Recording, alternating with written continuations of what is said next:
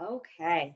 I'm going to share my screen for a second because I would like to thank our sponsors. These are our annual sponsors for the Chamber, and we're very appreciative of their support. So thank you very much to everyone that has contributed to the Chamber this year. That's an idea. Okay. I'm going to stop sharing the screen now. So with introductions, I would love to introduce, I'm proud to introduce, we have John Elms from Old Vines Wine Bar. We have Doug Sperling from Sperling Fitness, and we have our own Laura Dulce, Executive Director from the Chamber. And we're thrilled to have them on this panel to go over everything email, as it is such a vital element. Especially it was vital before we were dealing with the pandemic, but it's even more vital now to communicate with your clients, customers, vendors, etc. So let's kick it off with, I guess, the first question of what is your email marketing approach as a business? John, I'll kick it off to you first. Sure. Thanks, Elena. We use email to kind of paint a picture of what we're doing and what's happening behind the scenes and communicate what's important to us and paint a picture of what it's like to be at Old Vines. You know, we're a 100-seat restaurant. And that means that there's probably a couple thousand people that we're not seeing every day who are fans of ours, and many more who we would like to be fans of ours. And email is just really a way to reach them. And we want to stay top of mind with them. So that's why we use email. Doug, you want to chime in? Yeah, I think, you know, we've used email as one of our kind of top two strategies for getting the word out, mostly because looking at one, I think it's something, writing is something I enjoy. And two, I think if you look at our business, we generally serve a little bit more of a professional clientele, and we know that they're living in their inbox on a daily basis. So looking at our target market, you know, they kind of live in that inbox and they're checking it daily. So it's nice that we can be there. And similar to John, in a kind of showcasing our business, but I would say, and we'll talk about it more, I kind of use my email strategy as more of a journaling concept, where I basically write a daily journal to our list. So, but it's just a nice way, in whatever frequency you determine, to stay in touch with your clients and customers. And Laura. Well, I guess we're a little different as a nonprofit, as a membership organization, as Sperling is. Obviously, we use that as a communication tool. We send out a Monday newsletter, sort of our member newsletter, each Monday at 6 a.m. And that is primarily to remind members of the benefits of the Chamber, talk about upcoming events, talk about things like this webinar, talk in recent months really about a lot of sort of the breaking news, all the business information people need. So it's a great communication tool. We also use it sort of outward facing with tourists and visitors. So Laura Snyder-Smith puts together a great Thursday newsletter that really reminds people of all the things going on this weekend, whether you're local or coming from away. So kind of a two-prong approach as far as that goes. So Laura, you mentioned both emails and everything. What role can you elaborate a little bit more on the role that you want to play and like the services that the Chamber wants to provide? Yeah, I think, you know, right now especially, part of our mission is always to connect the community, but right now, you know, we're all in uncharted waters. No one really knows, you know, from day to day what the situation is going to look like. So we feel like it's vital for us to provide people with that information they need, whether it's, you know, part of the reopening, trying to break down some of that, trying to get answers from members, an education piece. It seems that it's hard to find all those sources, you know, and if you're an individual trying to go to 10 different areas to get that information, we're trying to pull that all together so that people have that right there. You know, it's just a part of how we're kind of shifted our mission a little bit at this time, but again, just to be of service to the business community and the greater community as well. And I mean, speaking of shifting, Doug, you have definitely had to do a huge shift over the past 2 months. From an email perspective, how has that changed? And, you know, have you altered anything? Could you just elaborate on that? Yeah, sure. So similar to what Laura mentioned, you know, I think each of us, for us, we try to have, you know, that kind of top of mind awareness or that authority kind of go to for what I would categorize as like personal development, health and wellness, trying to email at a frequency that for the public, we get known as kind of the one of the authorities for that. But behind the scenes for our clients, yeah, I mean, we're servicing them basically like this, all on Zoom for their training sessions. And so, I mean, to our clients, publicly, we're emailing once a day right now, but to our clients, as Laura and John know, we're emailing, gosh, probably 7 to 10 times a day, just with the different links to get into the different sessions and recaps for the day and different opportunities. So it's been certainly a challenge, but in a good way. I think people have appreciated the higher frequency right now, just like I think a lot of us would agree the higher frequency that the chamber has put out has been a blessing, even though it's a lot of work, because they've become kind of that trusted resource for everything going on right now. And speaking of that, frequency is a huge element with email. You know, when I presented the social media right in the beginning of the pandemic, I said all the rules are thrown out the window right now. There are no rules. In regards to frequency, did you before this, did you have like, okay, this is where we're going to cap, this is what we're going to be doing, and how has that changed now? And have you seen a backlash, or have you seen an appreciation for it? I'll ask Doug because I still have you on the big screen. Sure. So yeah, I think the frequency for us, we've always used email as one of our top strategies. So we email Monday through Friday every single day at noontime. Our email goes out, and that's been our history for years. And the increased frequency now is mostly, again, we're keeping that as our foundation for our entire email list, regardless of if you're a client or not. So that's kind of stays as the foundation. And I think something else I'm sure we'll talk about, the open rate has certainly increased because people have more time to read email. They're in their inbox a little bit more. So the public side of things has been good. And then, you know, the frequency for the clients is honestly just, we know that they're busy. We know that they're overwhelmed. So, you know, if we're running, you know, we're running 12 to 15 training sessions a day right now. And so we generally do like one in the morning for, hey, here's what's going on in the morning, kind of a midday thing, and then an evening thing. And we haven't received any backlash. I think an important kind of note that for everybody is, if somebody's on your email list, they've given you permission to email them. So as long as it's approached with you know, the proper manner, I think, you know, we haven't received a ton of backlash, mostly because they've given us, by giving the email to us, they've given us permission to email them. Perfect. And John, coming from a very different voice for Old Vines, in regards to the role that you want to play and the frequency and everything, do you mind elaborating a little bit from Old Vines' perspective? Sure. Yeah, we're in a very different boat. So we want to be the after work destination. We want people to come and sort of spend the second 2/3 of the last part of their day there. We want to create a place that people get together and blow off steam and reconnect and celebrate birthdays and moments and stuff. So our email is generally about planting that seed in people's minds and then telling them how to do that. So our emails are typically about our events, our live music, talking about something that might be coming up, sort of talking about that access point of how to get into that, how to be a part of that. It's a lot less about the food and the drink than one might think.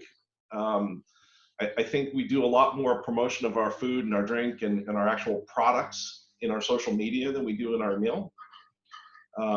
One, because it would just be too much to do and things change fluidly, but with this new reality, we can't invite people in to be part of that anymore. So that we are talking a little bit more about what our takeout options are and the new craft cocktails that we've put together, and sort of our approach to takeout and what the vision of the future might look forward to. So we've had to adapt like everyone else, and our frequency is a lot different. I typically send out an email around noon on Mondays. That's partially because I have time on Sundays to write it. I made a rule a long time ago that I never send out an email that doesn't sit in a box overnight, because I typically will write and feel very differently about what I write in the morning, and I like to have a little time to walk away from it.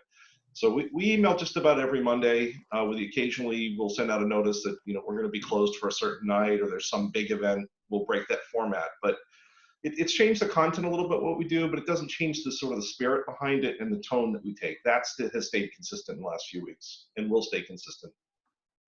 Got it. And Laura, I know that the chamber does not email at all. It's Ever. not a priority for us. But as you said, we usually have the Monday and Thursday emails. But that has not been the case over the past few months. And if you could elaborate on that, but also I'm going to throw in, because we're going to move into authenticity, moving into what the tones of the emails are and how important the tone is. I would love to have you kind of delve into that a little bit. Sure. So as you mentioned, we hardly ever send out emails, but you know, we do have some rules. Like, we try never to send out 2 emails in a day, just because our members are, you know, they're busy and they're at work, and then we don't want to put a bunch of stuff into their inboxes. All of that has gone out the window. We stick to that Monday 6 a.m. newsletter. Normally I write that on a Friday and set it ready to go. Right now I'm writing it on Sunday night because things again are changing so rapidly. But, you know, we kind of made a decision early on that we were going to make sure that, you know, as news broke, as information became available that our members really needed, we weren't going to hold back until Monday for that. Clearly, this is a pretty fluid situation. So right now, as we get news, we share it. We obviously try not to send out a couple of emails in an hour or anything like that, but, you know, as things come up, we are definitely sharing it more quickly. I think, you know, the feedback we've gotten has been really tremendous, and I think people are appreciating the information. We made a decision early on when we started, you know, 5.5 years ago, to really communicate a lot with our members. We felt like that was a piece that had been missing. Email has given us that. We've always used constant contact. We've, you know, redesigned and updated a few times. The Monday membership newsletter, if any of you have read it, it has my voice and my face. And it's, you know, I think we're trying to be authentic. So if you see that, you should know, you know, that's me talking to you directly.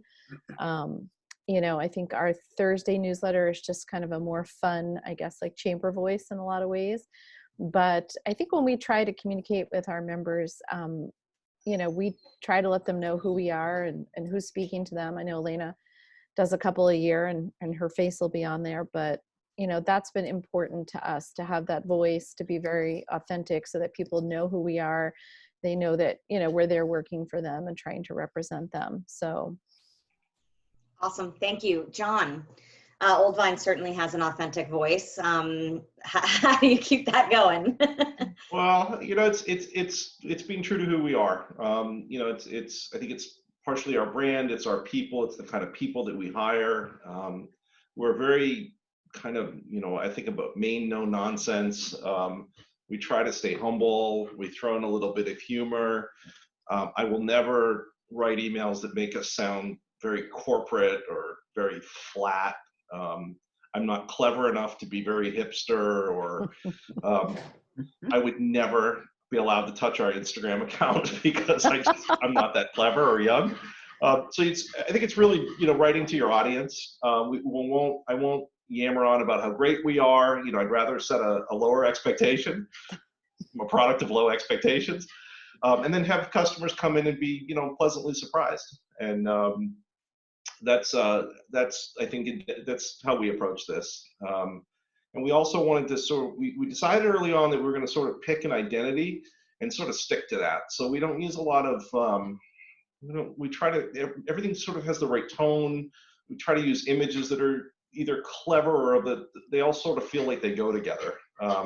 I just try not to be something that we aren't and try to stay on message. And it's, if you sort of decide on that tone, you can stay within that and everything feels cohesive, even if you're talking about a lot of different things over a long period of time. That's great. One other thing that I totally forgot to mention in the beginning, for anyone that has questions, there is a chat feature.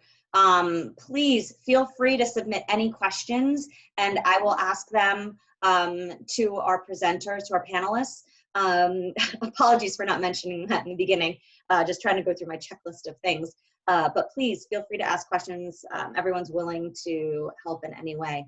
I'm going to bounce it off to Doug. Speaking of authentic voice, Doug, I know you very much are known for your authentic voice. And I'd love for you to share how you come up with that. Yeah, as always, I think it's good to hear that there's different strategies and they all work, right? And you have to find what works for you. For me, I use the email as my morning journal. So I wake up every morning, hot cup of coffee, and crack open the laptop and write the email, and it goes out as soon as I'm done with it.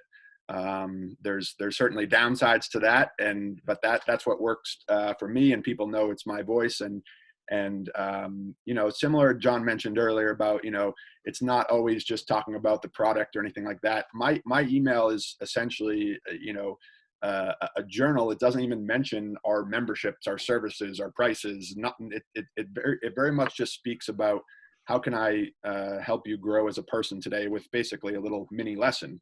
Another thing to note about like tone and authenticity is, you know, mine visually also looks like a journal. Like there's no, I don't do any breaks. I don't do any pictures. It's just a white template with words like you were writing in a notebook.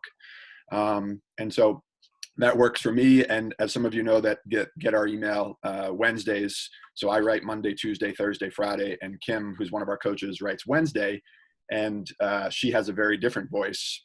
And we were joking before recording here that even if we didn't say who the email was from, you would know the difference between Doug's emails and Kim's emails. And they're both good, but they're both different.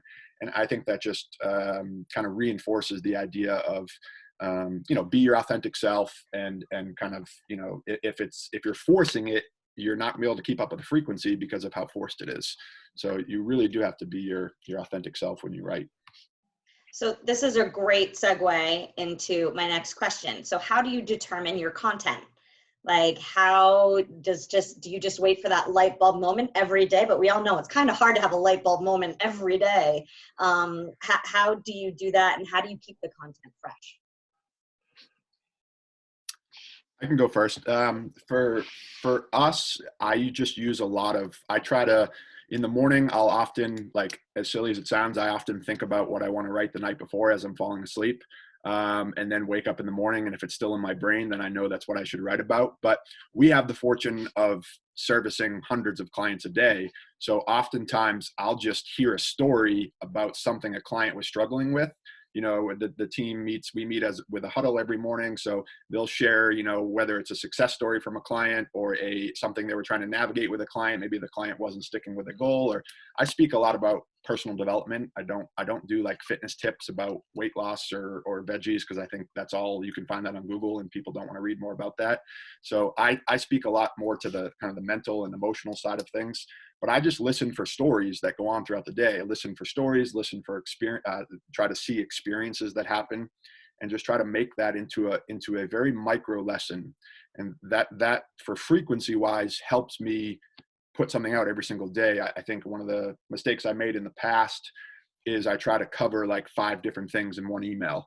And instead, every day is just one small themed lesson. And then the next day hit something else. And try to spread it out that way. Perfect. John, do you mind sharing a little bit on content? So in a way, our starting point is the same. You know, I'm in the restaurant a lot, and customers ask questions or make suggestions or bring up topics, and we hear things on the street, and I think that sort of shapes what we say. But a lot of our email is very event driven. It's promoting a particular event, or there'll be a wine dinner, or a change to happy hour, or something new that we're doing. So it's really about reminding people about that, and staying top of mind, and that requires some repetition. I was thinking back to something someone taught me a long time ago in my background in corporate sales, is the idea of this hallway conversation. And it's really what I use as a metaphor for when I'm writing email. It's think about a sales pitch, or any kind of pitch, as something that's short, polite. You get to the point very quickly. You be clear. You don't show a lot of ego. You don't yammer on about yourself in the context of meeting someone in the hallway. And that's when I'm writing these emails, I think about standing in the hallway talking to somebody. You want to be polite, you want to get to the point, you want to be friendly, and you want to leave a good impression. And for us, that often, sort of means emphasizing what our team is doing versus what we are doing. So we don't talk so much about what Old Vines is doing, and certainly don't talk from the ownership perspective of all the cool things we're doing, but really sort of celebrate what our team is doing and show some insight into what our team is doing, and have them meet the team. And I think that, because that's really our strongest, asset, if you look at it from that perspective. And I think if I use that sort of team metaphor and the hallway conversation, that really shapes a lot of what we do and helps us determine the content. That's great, and that's very useful for folks that are having, sales, the event driven. I think that a lot of folks that are on right now have events, but it can scope from a 300, 400 person event all the way down to a Mother's Day sale, for example. So that's great feedback. Laura, on how do you keep your content fresh? And that's not really so much of an issue right now. But I think, again, and as a membership nonprofit, it's a little different. Doug was talking about the one concept. My overarching letter at the beginning of each newsletter is sort of on one concept, but we do try, with 5 or 6 things in there, because sometimes maybe the top stuff is fine, but we always hope that members can find something else in there that really speaks to them. We recently talked about our Eat the Kennebunks week. So I like to think that all the restaurants, found something of interest in that, but, maybe for Doug, that wasn't what he was looking for, but, the steps below and some of the particulars on the plan or reopening probably had a great interest to him. So I think, we do try to have some things in there that can speak to all the members. We do, try to keep it tight. It's not always possible with everything going on, but, I think for us, like John said, we do have a lot of events. So a lot of our stuff is event driven, but nowadays it's really just news driven, and trying to kind of be really practical and useful in a different way. Laura, are subject lines important? Yeah, subject lines are important. As a journalist, it's your headline. So I think that's your first chance to pull someone in. I know why you're asking. So my, up until recently, up until the pandemic, our #1 opened newsletter was, that had the subject line, "Time to Say Goodbye." And it was a little tweak, because from day one, when I took this job, people would say, "Oh, you're not going to last. How long are you going to last? Everyone quits this job." So it was April Fool's Day last year. And the subject was actually, "It's time to say goodbye to winter," because we had some really nice spring weather, and we were looking forward to all the openings of all the businesses. But I did use the "time to say goodbye." And, our normal open rate is good, especially for the business newsletter. It's probably 30 some odd percent, which for a nonprofit is really high. But that one was 46%, and I got a lot of responses, a lot of emails back from that. So all of them very nice, but I couldn't resist. It was like April Fools fell on the day of the newsletter. So that, and I can tell you that we've obviously exceeded that in the last month. Right now, bringing back those headline writing skills in terms of, Governor Mills's plans or changes or any of that stuff, those particular ones, I think when we've made it really clear that news is happening, that news is breaking, we've had, 56% open rates and things like that. So I think it's very important. I think too many people kind of, leave some of those newsletters unopened in those inboxes because it's such a generic. I mean, I find myself doing that, spring special.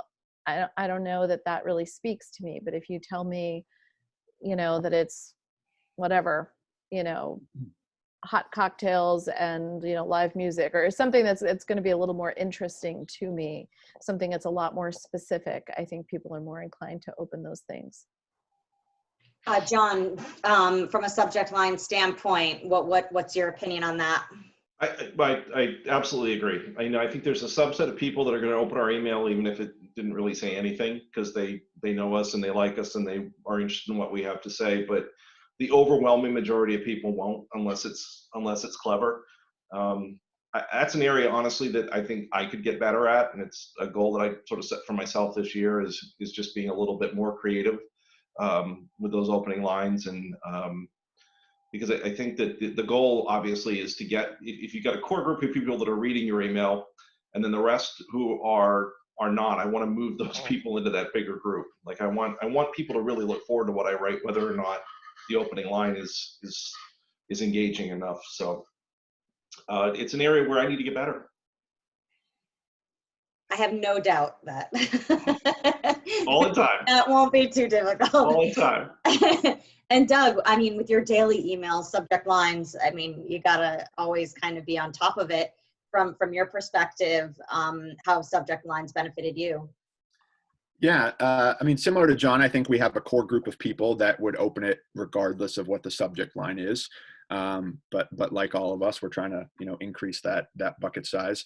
I try to think of curiosity in the subject line. So whether it's a question or just really just picturing everybody's getting at this point probably hundreds of emails a day, and so if we're in that queue in their inbox, if their eye is kind of scanning down their computer or their phone, what words or what message would fit that drives in the brain a little bit of curiosity, and that helps me kind of form it while also staying true to what the actual content is, because making sure the subject line actually leads to the content itself and not just getting it just to get the open rate. But it's certainly, they do have to click to open to read the email. So you want to stand out from, as the others said, kind of the, 20% off or spring specials or some of that stuff will often get lost with your big corporate stuff, like the Wayfair that sends me an email every single day with their specials. Like I just delete that. So you don't want to get lumped into that category.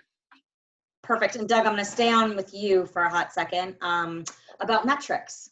So email metrics, you have the standard open rates and everything. What else do you look at? Do you look at responses? What do you look at to consider that the email has been effective?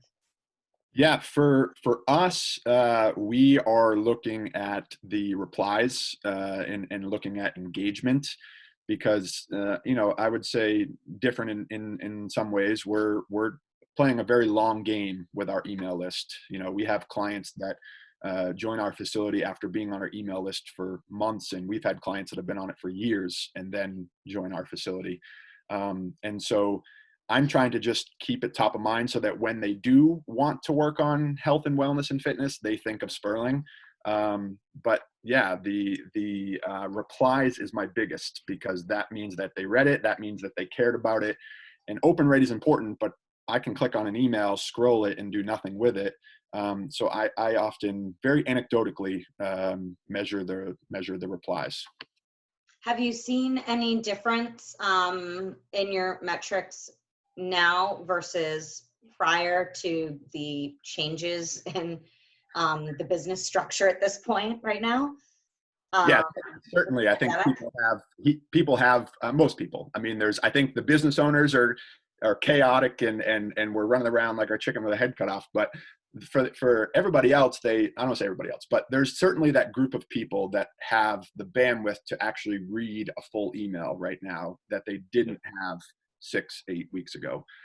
So we're certainly seeing the group that maybe didn't even take, they might have liked my message, but they didn't even take the 10 seconds or 20 seconds to hit the reply button, say, hey, awesome message today. So we're certainly seeing an uptick in that, and that's good to see. And we segment our list for clients and non-clients. So I'm also looking at, the clients, the open rate on those emails, the engagement on them, they're paying customers, so they're obviously going to have a higher engagement. And then looking at the difference between that and the larger list, which is everybody that's on our list that is not a client. Perfect. Laura, I'm going to throw it over to you just to get some insight in regards to metrics and if we've seen higher open rates, things like that.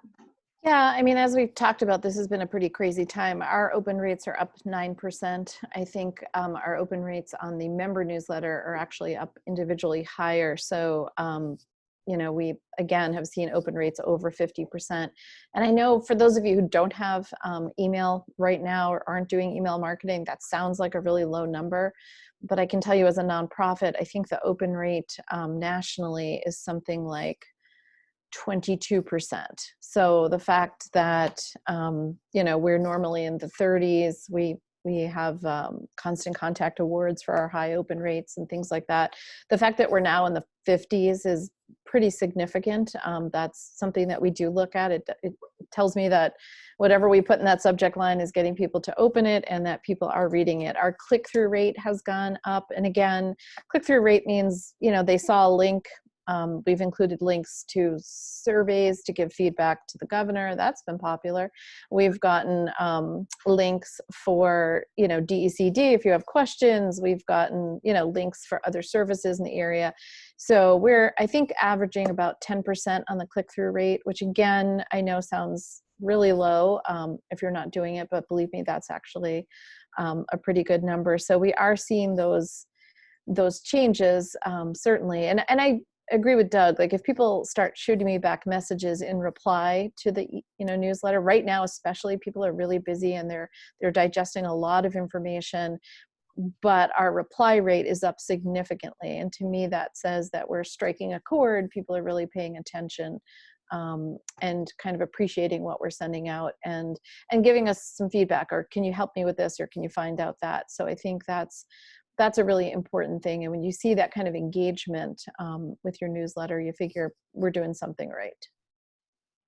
Awesome. And John, I'm gonna throw our open rate is about the same. It's probably about 25%, give or take. It hasn't changed much in the last couple of months. One, because we're sending fewer emails because we've been open less. We weren't open when all of this started. We were still on our winter break. And when we came back, we let everybody know that we were coming back and starting the takeout business. That email got a lot of play because it was brand new. There was sort of a sense of relief that we were back. There were people happy to see us back, and we had something new to offer. It's tapered off a little bit back to normal. I guess the other metric, we get a few handful of responses. That's the best ROI, because as both Doug and Laura said, you just feel great that somebody's actually taking time to respond and saying thank you or asking a question or whatever it might be. Our strategy has always been to try to get people back to our website. The website, because of the breadth of what we do, the fact that we do private events, we talk about public events, we talk about gift cards, we talk about our menu, all of that, it's too broad to cover in an email. So we kind of keep all of that up to date on the website and keep pushing people back to the website. So we'll often start a sentence in our email and sort of click here to finish the sentence and people come through. That's good. And that's really how we measure how well we're doing. Awesome. Now, I want to stay with you, John, because you mentioned way back earlier on the panel, social media and how you're not allowed near the Instagram feed. Yeah. I'm not hip enough.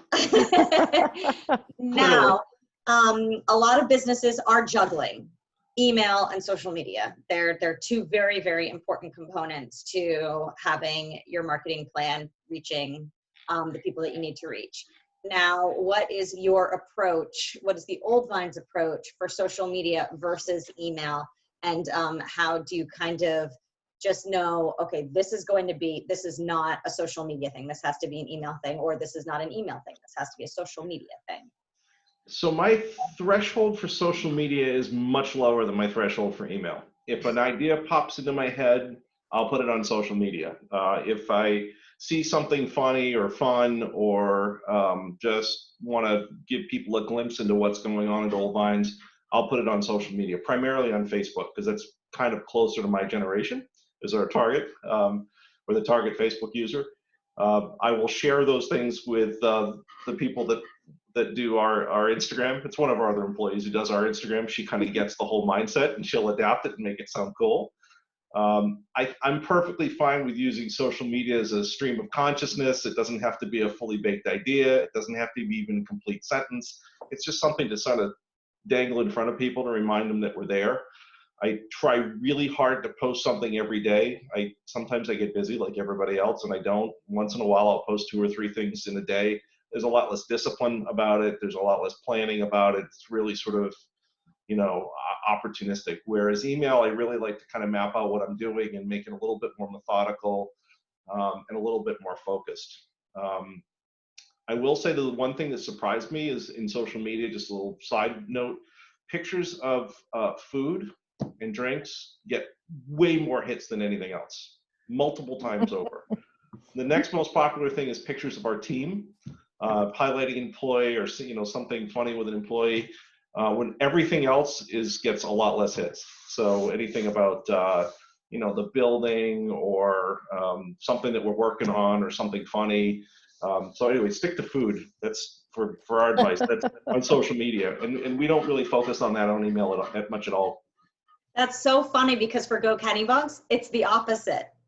It's like lighthouses, beaches, Yeah. done. Pretty Yep. sunsets, done. If you do food or sometimes drinks, like especially on like a beautiful day, it's a patio drinking type of day. Or But, a lobster. Sometimes a lobster. Or lobster. Yeah, lobster always does well. But that's really funny. So that's hilarious that what you said could be completely opposite for Yep. someone else. But that's entertaining. So Doug, in regards to social media, obviously you can't put your journal, I would say, probably on an Instagram post. You might run out of copy space. But how do you approach social media versus email? I like to think about it as newspaper versus television. So the email, you're like picking up the newspaper and reading, versus television is a lot more visual. So the email, our client experience team, Mel and Brian, they run our social media, and they know that they could always, if it's appropriate, pull one of my emails as a piece of content as a last ditch if they can't, they're one of their, I don't say requirements, but we ask them to post on social media every day, and they're awesome at that. And similar to John, I think we have some core things that just totally blow up on social media. As far as, highlighting clients, we do a lot of testimonials, a lot of video testimonials. Those always do great. Highlighting the team as well, just not making it so much about the service or the product and more about the other components. But yeah, the newspaper versus TV really helps me, because I'm not going to put a video in my email. I'm trying to make social media very visual, and the email very kind of memo or newspaper based. Great. And Laura, do you want to touch upon our social? Yeah, social media. I'm loving that these days. Obviously, we put a lot of content out on social media, and the thing about the email is that it tends not to get crazy like social media does, so that's a blessing. I think we can share a lot of content via social media. We particularly have a Facebook group, which allows other people to share content as well. So that, is a little more robust. I guess robust is the nice word for it. The thing is, I think that you can really help drive your email through social media too. We've got on our Go Kennebunks Facebook page, again, we use Constant Contact. It allows you to create a link so that if people want to subscribe to your newsletter. We do get email signups that way. And lately, because we're sharing so much more information and the newsletters do have such a different tone, every time we're going to send out an important newsletter, I'll put it on Facebook and say, hey, there's news coming if you want to get the newsletter. So we've gotten a few hundred people, new subscribers in the last few weeks that way, because we've been able to drive them to our email. And I think our email marketing is different in that just when Doug does his piece at noon every day, you feel like he's talking to you. And I think that our newsletters are an opportunity for us to speak directly to that person, speak directly to the member. Obviously there's so much going on right now and people are scared and they're, unhappy, and there's a lot. So we can say that and speak directly to someone and hopefully connect with them on a different level that you're not going to do on Facebook at all. Ooh, sorry, a bird just flew into the window. That was terrifying. That's a good sign. So I think, just making a connection is completely different in a newsletter. Just that's something that we're able to do. That trying to make a connection on Facebook these days is probably not your best place. That's actually a great segue into growing an email list. That's a big question for a lot of folks. Like, I've had the same 100 people on my email list. How can I grow it? How can I get visibility? You mentioned having the link on Facebook. What else does the chamber do to try and grow the list? Obviously, the pandemic has sadly helped the list because people want more information, but how do you approach that?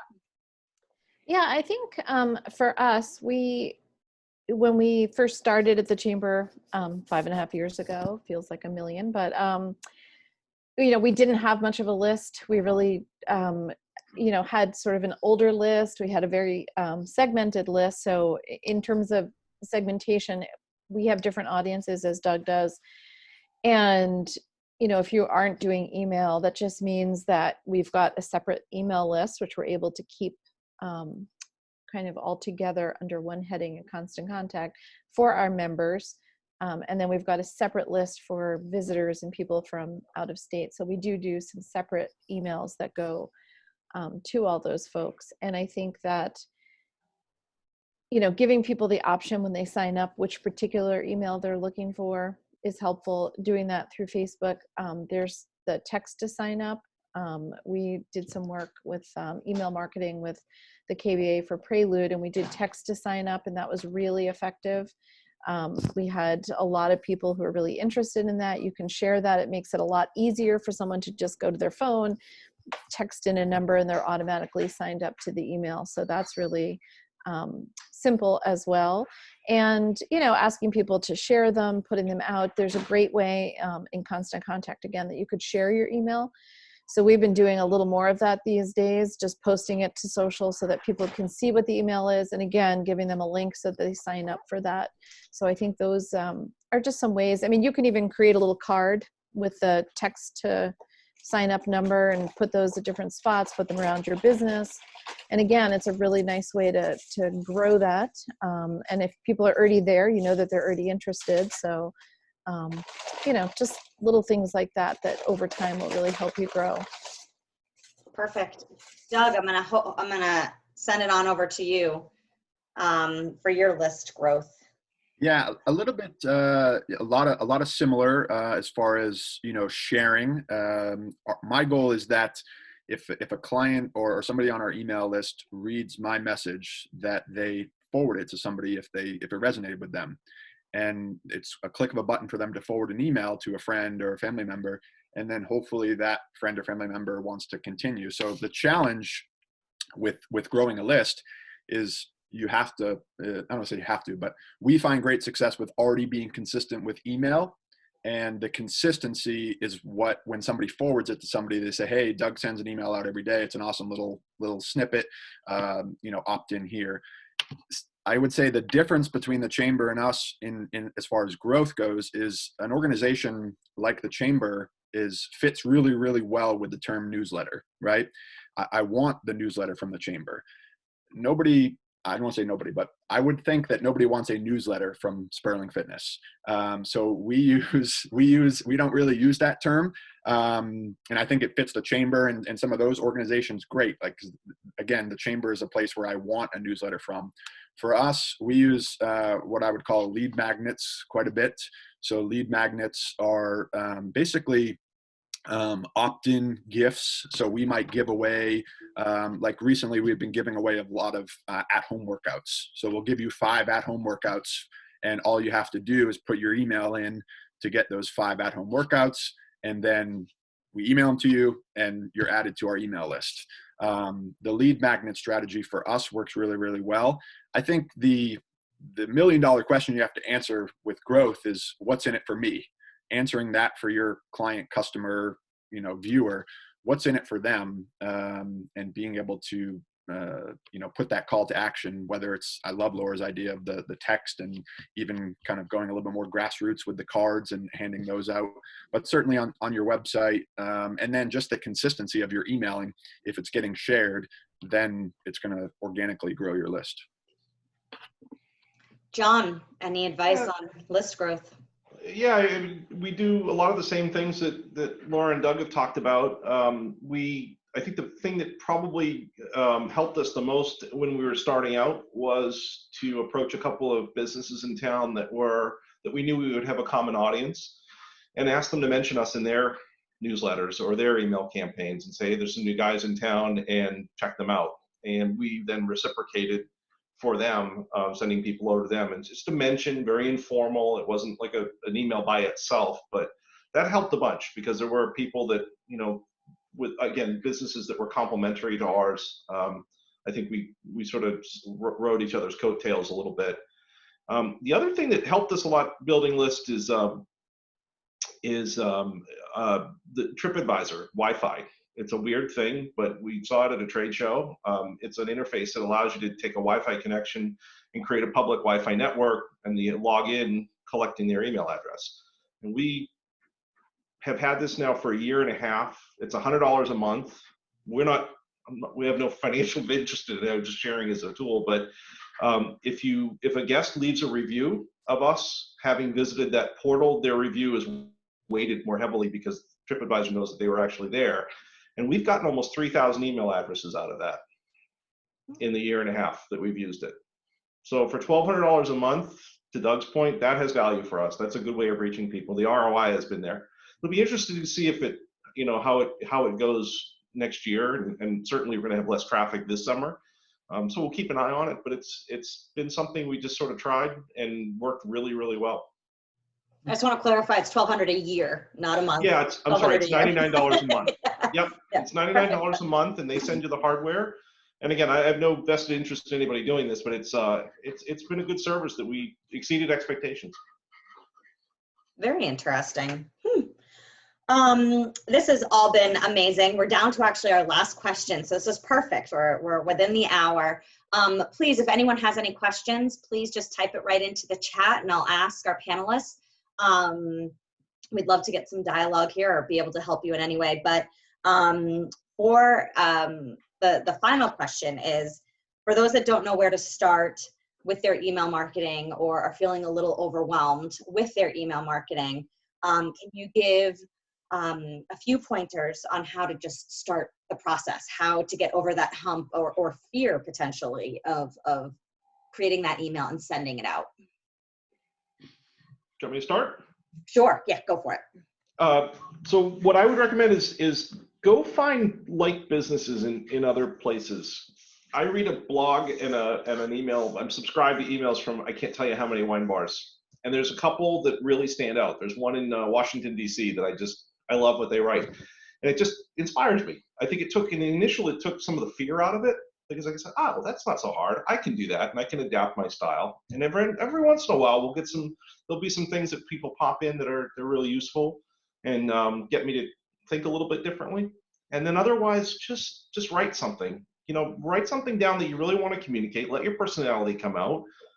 Keep it relevant and clear and to the point. And then my advice, stick it in a drawer. Stick it in a drawer overnight and take it out in the morning and still see if you still feel that way. See if it still makes sense. It's still relevant. If it is, just send it. You'll get feedback, and you'll build a little momentum over time, and you can get more colorful over time, and you'll lose some of the fear over time and gain confidence over time. I think it's like anything else, but that's what I would do. It's recommending to someone new. Perfect. Laura.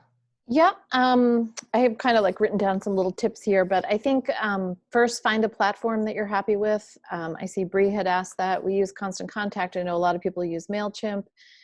Talk to people who use both and see what you're thinking. I think different platforms work better for different different companies, different kind of industries. Once you find the platform you're comfortable with, all of them have built-in templates. So, you know, don't be overwhelmed by the thought that you're going to have to go in and design something. But the nice thing is they're all customizable, and do customize them. I've seen a couple of people when they first start sending an email newsletter who have forgotten to taken out the generic headlines or Insert some text of block the, here. yep, exactly. Or some of the, you know, headline here, or the generic photos. So definitely use something. People know if that's a stock photo, people know, unless it's just like, hey, it's spring and here's a, you know, but if you're going to use photos of people or places, make it be local. I think photography does help in a certain kind of newsletter. I think always personalize that. I think you want to pick your frequency, you know, how often you really want to communicate with people. As we talked about, find your voice, you know, really go into this with some content in mind. Go into it saying, if I'm going to do this once a week, I'm going to talk about recipes. I'm going to talk about food. I'm going to talk about my business and my employees and how great they are, and do a feature. But have an idea of where you're going with that, so that you don't get 2 weeks in and then say, crap, I've got nothing else to write about here. So, and I think create those opportunities for feedback, whether you're asking, whether it's a contest, whether it's a giveaway, if you're just asking people for opinions, you know, or share a memory. You know, share your favorite food memory, share, you know, what's your favorite room in your house or something like that. And again, build in some click-throughs to drive people to your social media, drive people to your web page, and, you know, keep people engaged. And again, share it with your friends if you like what you see here.